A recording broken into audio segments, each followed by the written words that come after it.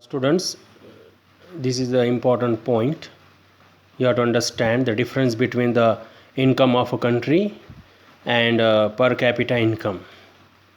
So what do you mean by the income of a country? Income of country means the income of a country is the income of all the residents of the country. And per capita income means the average income is the total income of a country, means the people those are living in the country, residents of the country, their total income, it is called the income of a country. Now divided by its total population, it is also called per capita income.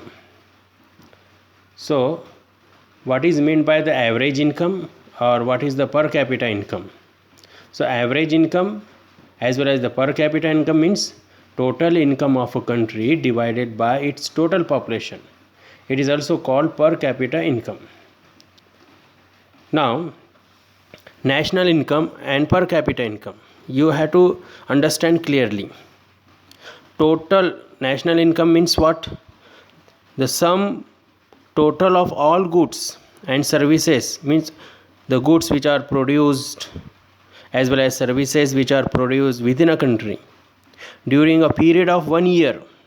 Now within a 1 year, in a particular year, whatever the goods are produced, whatever the services are produced in a particular 1 year, and plus net income from abroad.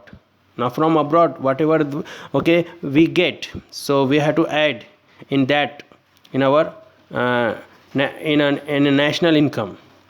So whatever we after producing goods and services, whatever we get, so we have to add plus net income which are getting from abroad. So all this is called the national income. Now students, national income, that is particularly for 1 year, which is considered for a 1 year. And whereas per capita income is the total income of a country, whatever this total income of a country.